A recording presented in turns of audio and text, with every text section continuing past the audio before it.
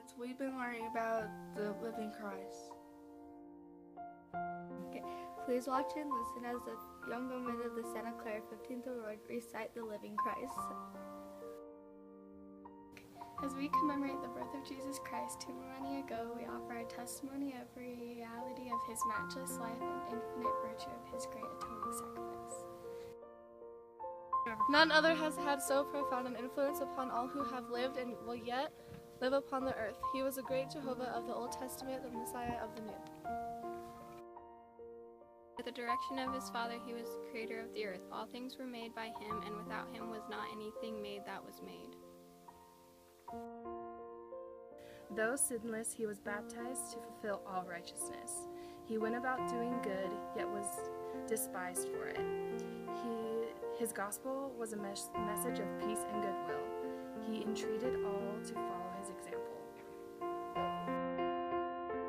He walked the roads of Palestine, healing the sick, causing the blind to see, and raising the dead. He taught the truth of Trinity, the reality of our premortal existence, the purpose of our life on earth, and the potential of for the sons and daughters of God in life to come. The sacrament of the Lord was great atoning sacrifice. He was arrested and condemned on spurious charges, convinced it to satisfy him, and sentenced to die on Calvary's cross. He gave his life to atone for the sins of all mankind. His was a great vicarious gift in behalf of all who would ever live upon the earth.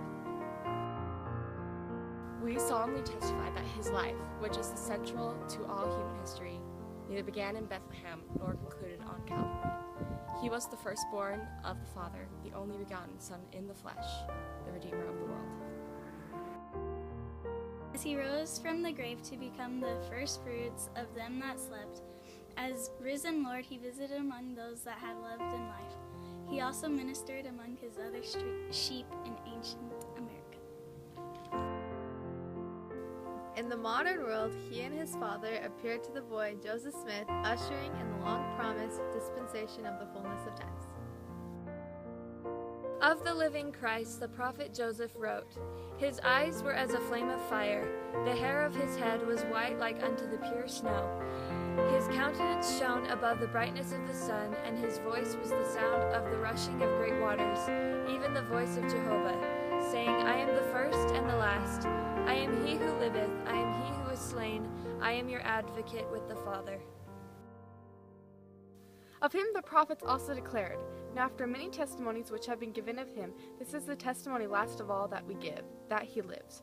For we saw him, even on the right hand of God, and we heard a voice bearing record that he is the only begotten of the Father." That by him and through him and of him the worlds are and were created, and the inhabitants therefore are begotten sons and daughters unto God. We declare in words of solemnity that his priesthood and his church have been restored upon the earth, built upon the foundation of apostles and prophets, Jesus Christ himself being the chief cornerstone. We testify that he will someday return to earth, and the glory of the Lord shall be revealed, and all flesh shall see it together. He will rule as King of kings and reign as Lord of lords, and every knee shall bend and every tongue shall speak in worship before him.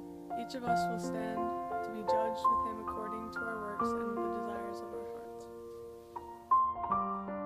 We bear testimony as his duty-ordained apostles that Jesus is the living Christ, the immortal Son of God. He is the great King, Emmanuel, who stands today on the right hand of his Father. He is the light, the life, and the hope of the world. His way is the path that leads to happiness in this life and eternal life in the world to come.